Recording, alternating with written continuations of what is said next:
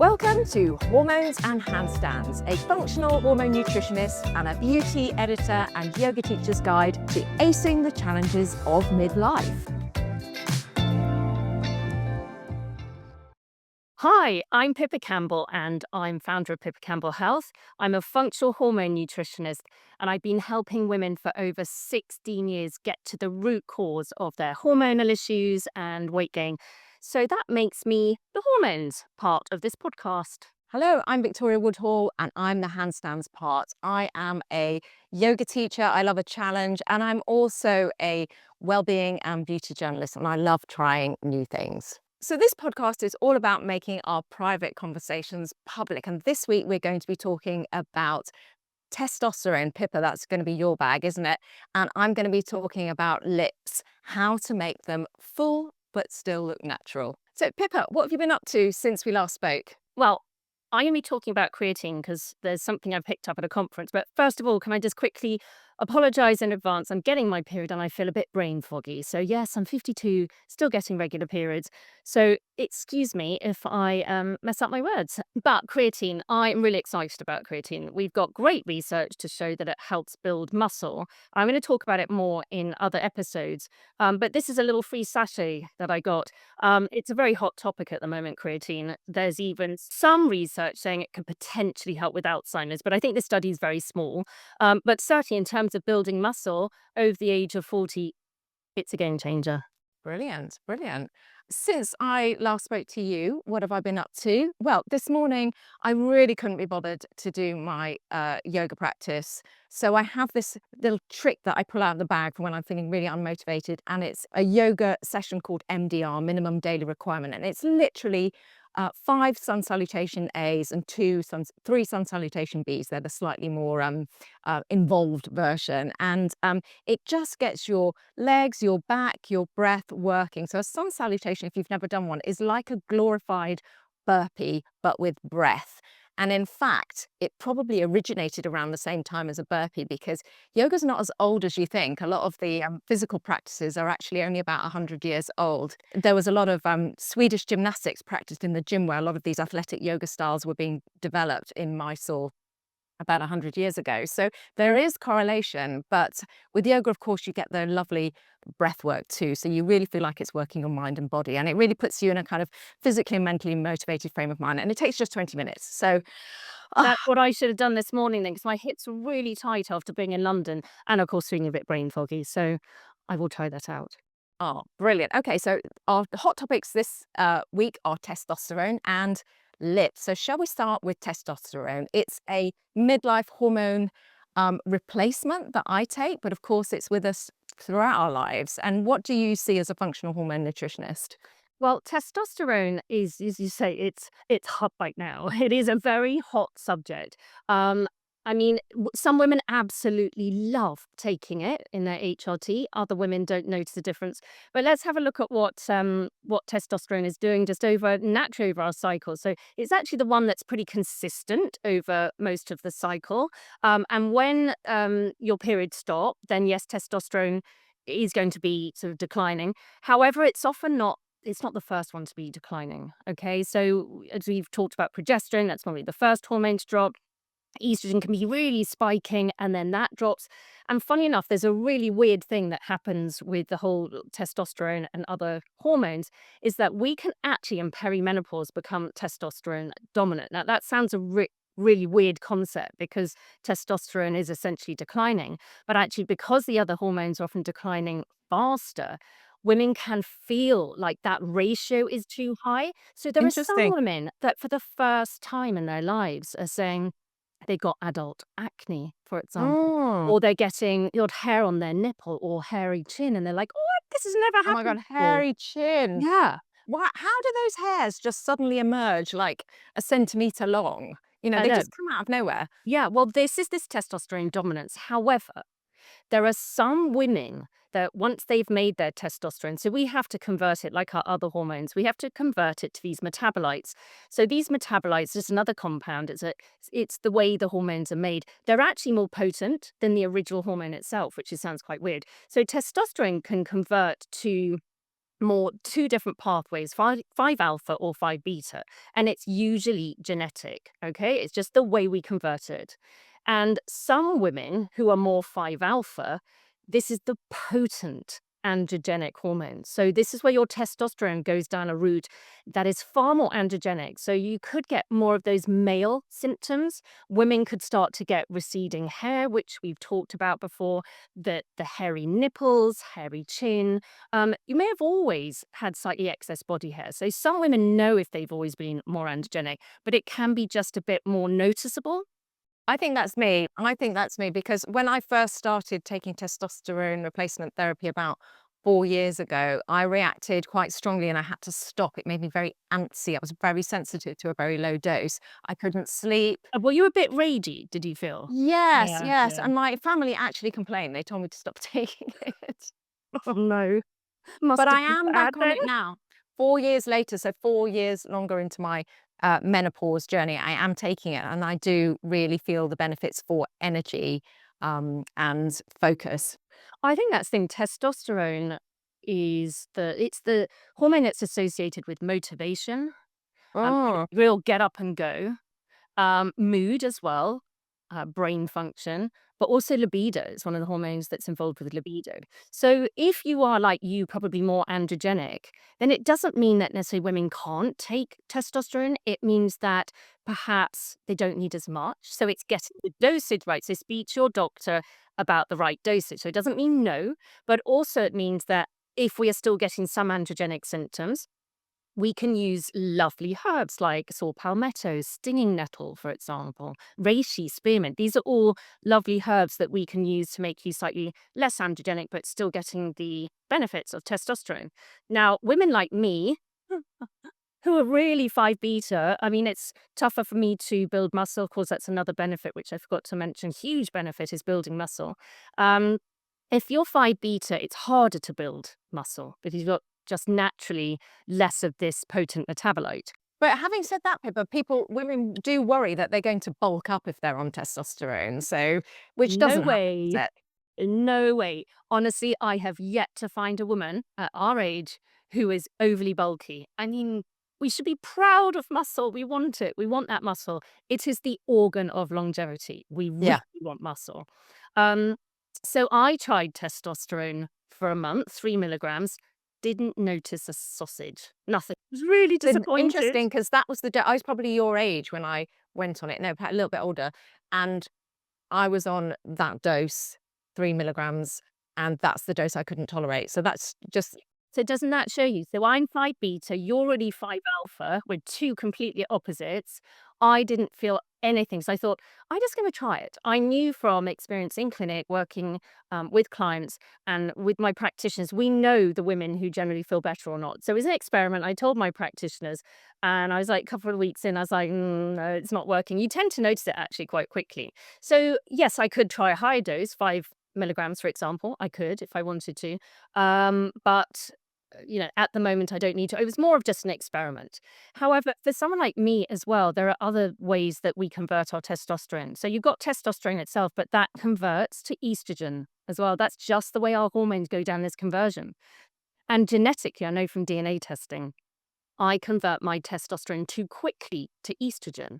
So what that means is I always have slightly less testosterone and too much estrogen. I estrogen. mean, this Yeah. is I've been estrogen dominant for years. So I convert it too quickly. I don't detox my estrogen very well. All round, I'm just estrogen dominant, and I still am, unless I And do actually, something about I'm just it. going to chip in here because we did an episode where you talked in depth about estrogen dominance a couple of episodes ago. So it would be worth checking that one out to Yeah, find. so I think, you're sensible, Victoria. You obviously, you were quite strategic. You knew what you're doing with when you were taking your HRT. And I think it's just, if you're working with a doctor, you just want to make sure you're not taking all these things at once.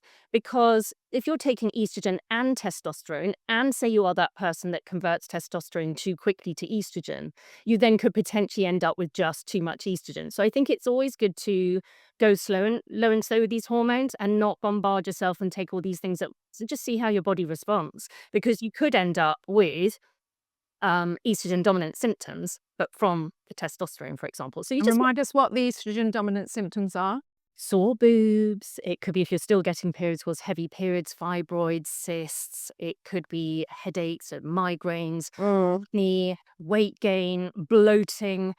So there's lots of different estrogen dominant symptoms.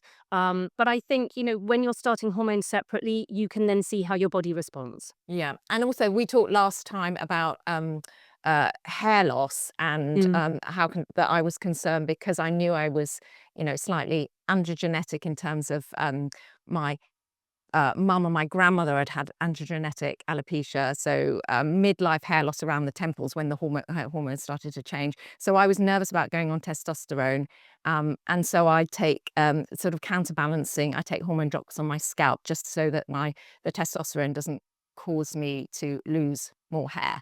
Exactly. Yeah. What I found interesting though is I actually, because I'm on a kind of slightly lower dose, I have to get that privately because it's really hard to get it from your GP at these lower doses where you can perhaps experiment a bit because the NHS approved dose for women is 5 Yeah, the milligrams. androfem.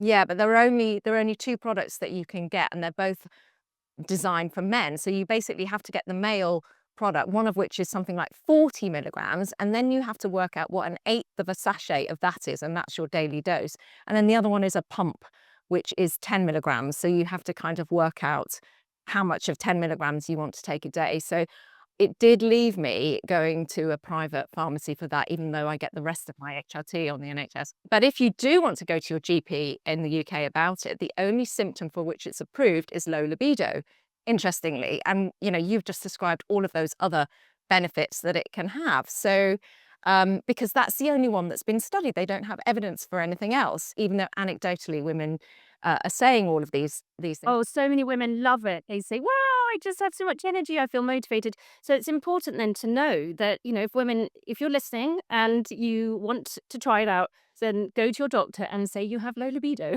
So that's going to be the way to get it, I think. But also bearing in mind, which, in terms of the application, we have more of the androgen receptors, very close inner thigh, close to the vagina. So all around that area. So that's where you want to be applying it. And you can change from one side to the other.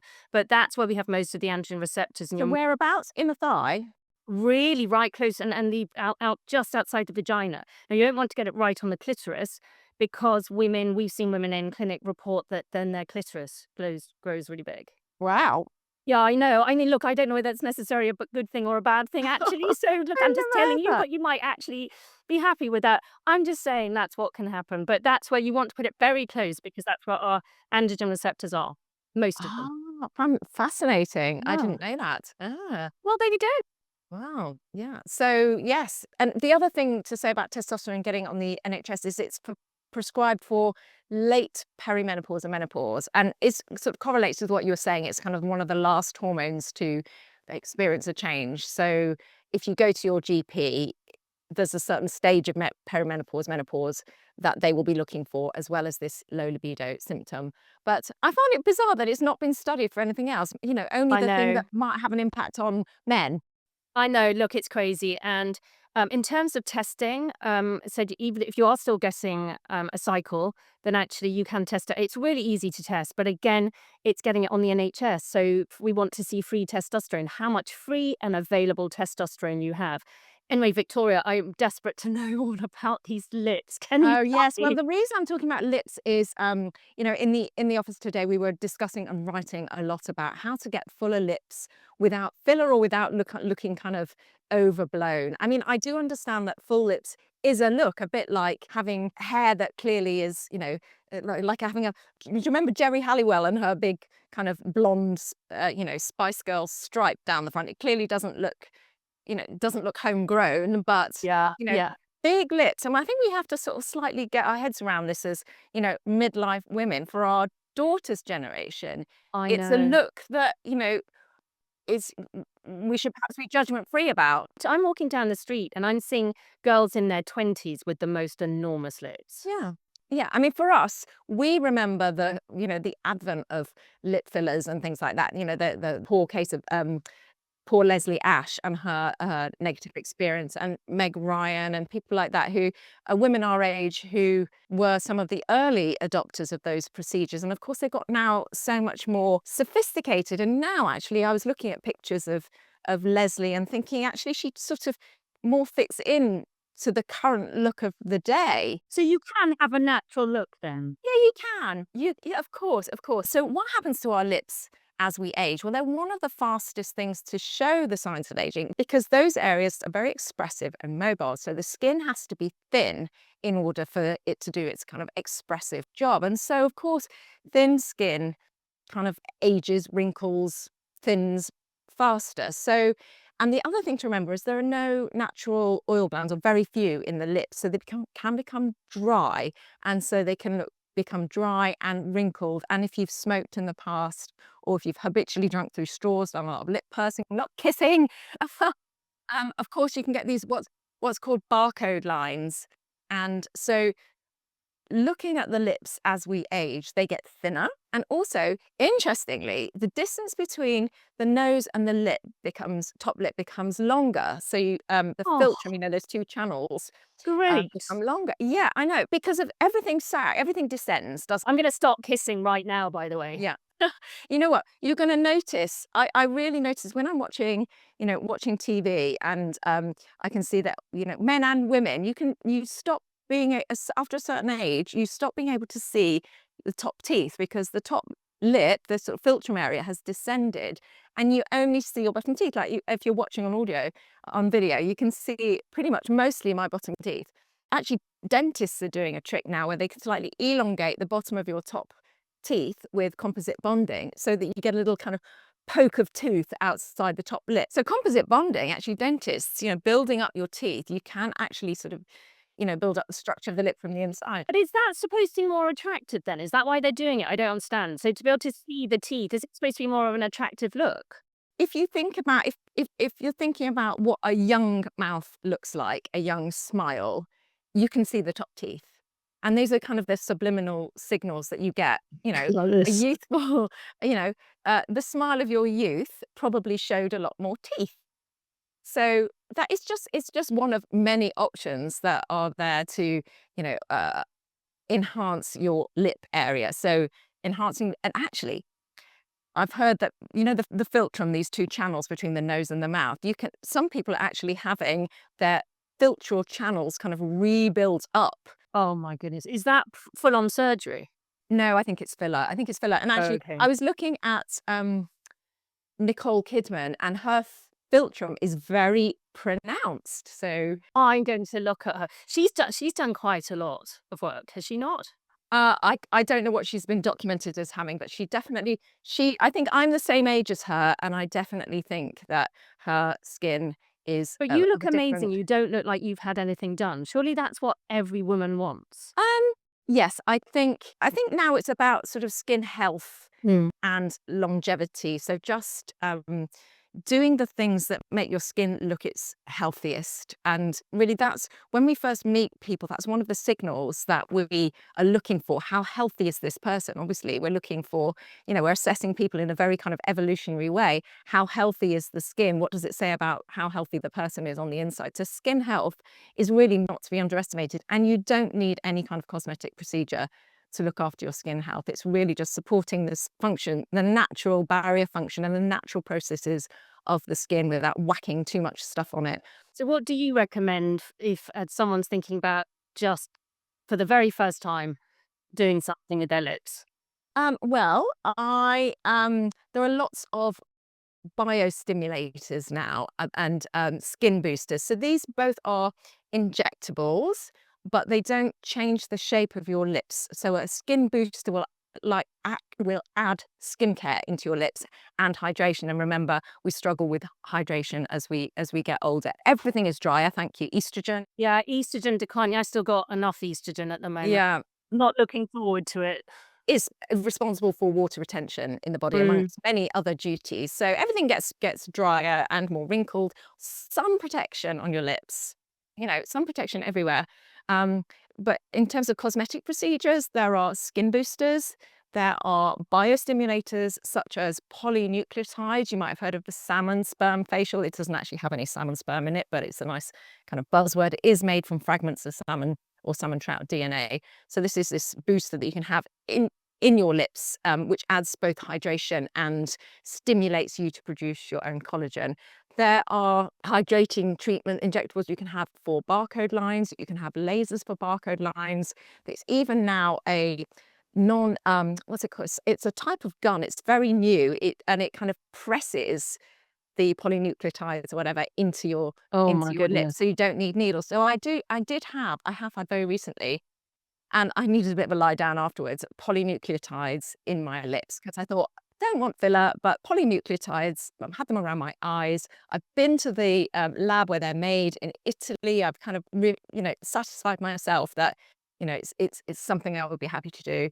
My lips swelled up when somebody draws a caricature of you in the street, they give you, it was like I was a walking caricature, and I had to, Excellent. and I just thought, oh my gosh, I've turned into that person that I sort of pass in the street and go, oh my God, what have they had done to their lips? Were you worried? Were you thinking, when's this going to Yes, go I down? thought, yeah, and I'd be freaking out. I was, and I had to grab a mask, and had to go home on the tube in a mask, and it was like this for 2 days, and I just thought, "Oh no, what have I done?" But they went back to normal after 2 days, and literally the swelling was, some people swell more than others. It was because of, Did you take arnica? Because arnica's really good for that sort of bruising and swelling, I think. no, but I should have. I took Yeah. an antihistamine, Antihistamine, and so yeah. I went to the top aesthetic doctor in the country, Dr. Yusra. I mean, I guess it's always going to happen. So Yeah. I so trusted that even though I came out with ginormous lips and, couldn't even didn't even want to take my mask off in front of my family, that it would be all right, as she said, and it was fine. I mean, I think it's combining all these things. It sounds really interesting, and would love to look into, things like that at some point. But in terms of my sort of skin hydration, so my skin is not dry yet because I still got enough estrogen. But another thing we can do, obviously, it's that inside and out. Phytoestrogens are fantastic, of course, for supporting estrogen. The things like soy isoflavones are fantastic for skin hydration, vaginal dryness, as well as hot flushes. So we've got really good research to show with things like vaginal dryness and skin. And then collagen, obviously, as well. Omega-3 fatty acids for the win. So we use krill oil a lot in clinic. Yes. It's brilliant for dry skin and dry eyes that come when the estrogen drops. And women in perimenopause, because they don't know yet sometimes, unless they've, tested their hormones over a whole month, if they're getting their period, say, every 3 months, what's happening is the estrogen is declining, but then they get their period, so like when it gets close to 3 months, and then they get a shooting up of estrogen. So what do you do? So women are sort of like, because they've got high estrogen, low estrogen, they're probably going to find that when their estrogen is lower, that's when their skin is going to feel a bit drier, maybe drier eyes, a bit more of that vaginal dryness, and then they'll feel better again once the estrogen is boosting in run up to their period. So I think things like krill oil is fantastic, and soy isoflavones as well, so phytoestrogens, and gram flax seeds, which we talked about before. So those things can be really good. And obviously in foods as well, oily fish is great. Yes, exactly. Exactly. I was at a breakfast the other day with some female founders, and we were talking about, do you need specific skincare? Do you need a menopause face cream? And I think the consensus, even though there are some around, and it really does help support women who are brain foggy, confused, in Boots or wherever, and go, help, I really don't know what to buy. It really, it really can help. But, your skin, like as you just described, goes through different kind of microclimates depending on your cycle, depending on what stage of perimenopause you're at. And so supporting the very basic functions of the skin, hydration, just keeping it clean, supporting the skin barrier, before you start doing any kind of treating with actives, really looking after your skin barrier inside and out is probably the best thing that we can do. And thankfully, there are a lot of really good skin barrier ranges and products there now. So in a way, keeping it simple so you can work out what those little, if you make then a little change, you can work out what the changes are. I do want to talk about one more thing about lips because one of the younger members of the team, so kind of our daughter's age, mid-20s, she has just come back from a lip flip treatment. And this is huge on TikTok. I don't know, your daughter will know all about it. So the lip flip, they're all having it. And there's even a filter on TikTok that you Oh can my pretend you've had a goodness. lip flip. So lip flip is a wrinkle relaxing injection. So Botox is a wrinkle relaxer. There are a number of others.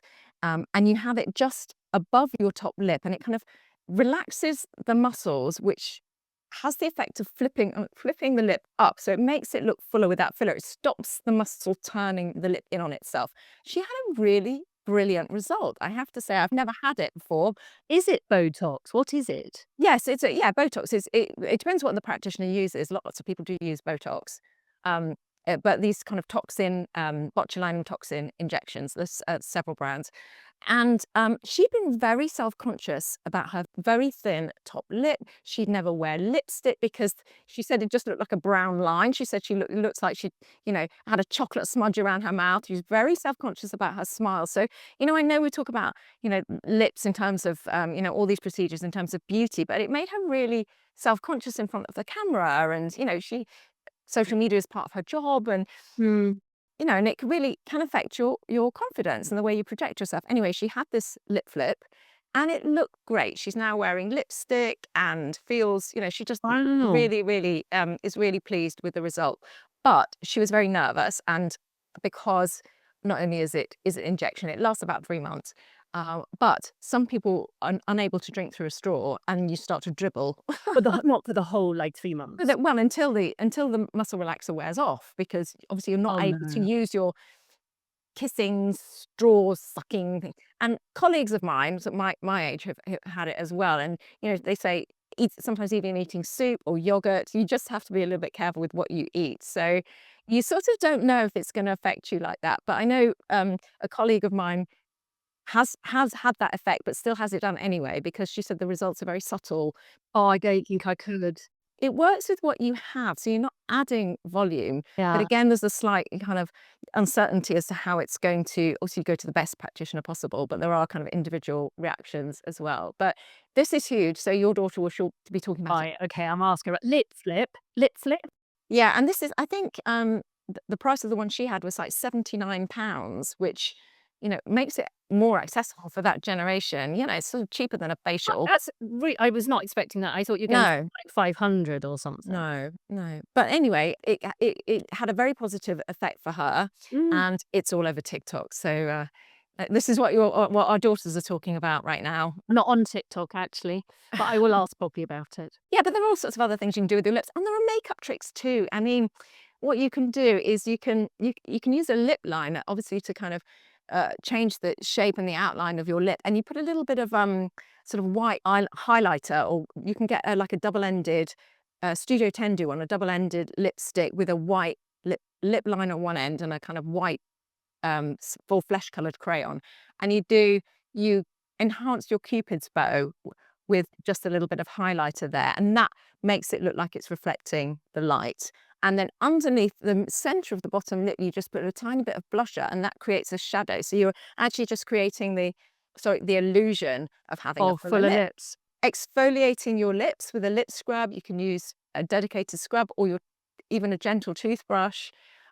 Because don't forget, light reflection gives the illusion of volume and also healthiness. So there's lots of skincare tricks you can use, sort of keeping your lips nice and hydrated, and also, doing these makeup tricks as well. And there are lots of great lipsticks that are now have this more of a balm texture, and that makes it look juicy. I'm wearing lipstick more in Yeah. older age that I didn't. Funny enough, my daughter, she's 22, she doesn't do lipstick. I don't think a lot of them don't, but she's like all about lip balms and lip glosses. But Yeah. I've really got into lipstick in my older age, and I think yeah, I think it enhances the lips and the eye. I put it a bit to make my lips look bigger because I don't have a very big mouth. I have to say, having had polynucleotides, the extra hydration in my lips, it does make it look a little bit fuller.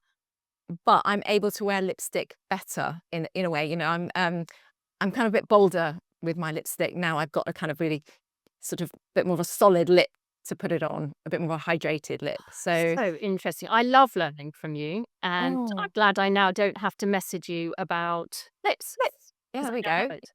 Yeah, yeah. You'll be obsessed with watching the length of people's I'm top going lips, to now. top lips This now. is the thing, you're making me look at people like, oh my goodness, I would never look at people in that way. I've actually had cosmetic bonding and and the bottom of my teeth slightly lengthened. So, Oh my but goodness, it also, I had it actually done more to protect because my bottom teeth were getting thin and chipped, but it has a cosmetic effect of making your teeth slightly poke out of your top lip, which is a subliminal signal of how your mouth used to look 10, 20 years ago. Well, my dentist hadn't mentioned any of these things. I just go to and have them cleaned every 3 months. And also I had I had like a retainer thing at night because you know what? I had train tats, and then after my old dentist, orthodontist, he put a metal wire behind there in Oh, there. right. I'm telling you, it can really build up bacteria. So my son had it as well, and he got gingivitis. Oh, okay. We've removed that. He's got now the ones he wears at night, and problem now because you can really build up bacteria behind those wires. So, Well, we can do a whole episode about teeth because yeah. don't think I've ever had so many messages or bookings into my dentist from just one story about my before and after of my teeth, because it's a non-invasive procedure. It's literally just bonding, putting stuff over your teeth to give yourself just a little bit of a fresher look in your mouth without being invasive, without getting the kind of, the sort of Simon Cowell teeth or, something. You've reminded me I need to, after this, book my book a hygienist appointment anyway. So Before we next see each other, what have you got on? okay, well, I just got sent this. Luckily, I do get sent some quite nice products sometimes. A little freebie by Kimmel. It's a lemon collagen bar. So I like the fact they put collagen bar rather than protein bar because actually, even though collagen is a protein, it's not like a full It's not a complete protein. protein, is No, it? it's not a complete protein, so we can't rely on it. But as a snack, I think it's could be really useful. I like the ingredients. So there's collagen, there's a bit of MCT oil. The only thing I'm nervous about MCT oil, it doesn't look like there's too much, is that I don't get on with it very well because I can have bile issues. And it can be quite a burden on the liver. It doesn't get broken down in the intestines. So MCT oil is slightly different. But I'm going to try it because the ingredients look really good. Looks really pure. And honestly, protein bars are so disgusting, most of them. Yeah. And is this like a cereal bar or what's it? No, it's just literally collagen, MCT. There's a bit of fiber. Honestly, it's this very cashew nuts. It'll be chewy then. It's going to be chewy. The cashew nuts is the thing that's holding it together because I use cashew nuts. I make cashew nut milk. I use cashew nut cream, and it helps bind things. So, I wonder if we yeah. can make our own collagen bar. There's a challenge. Oh, goodness me. Well, thanks for that, Victoria. Okay, that's what I'm going to do. That's what I'm Okay, going to do. well, What are you going to do? what I'm going to do is I am really I've just started with this productivity planner. This is by Intelligent Change. I already use their 5-minute journal, which I love. Lots of people rely on this one. But so because I've got so much on at the moment and I don't see this getting any less, it really helps you organize your day in terms of tasks, but also makes you ask yourself what is the most important task you have to do and how much time are you going to devote to it and where in your day are you going to do it. And then the second most important task. So you hold yourself accountable. If you don't do the things on your list, say today, do you then have to write them again on your tomorrow's list? Is that how it works? The idea is you plan it in and you say, okay, I'm going to need 2 hours for this. Yes, okay. And I've got this time of day. So there's no reason it shouldn't happen. But then obviously if it does, you look at, they ask you how much time you think it's going to take and then how much time it realistically took in the end. So Okay. you then get better at looking at being realistic about how long things take. And it's cumulative, I hope, that you get better at planning your time and feeling good about the things you've ticked off. Excellent. I like the sound of that. Well, Victoria, I've learnt so much again. Me too. I've loved chatting to you yet again. And everyone, I bet you've enjoyed listening to our private conversations that we're making public for all of you. Yes. Well, thank you, everyone. See you again next time. See you next time. If you enjoyed this episode of Hormones and Handstands, don't forget to follow or subscribe wherever you get your podcasts. And if you loved this episode, please do leave us a review. You can also find us on Instagram at Hormones and Handstands for behind-the-scenes content, sneak peeks and to let us know what you want to hear more about. See you for another one next week.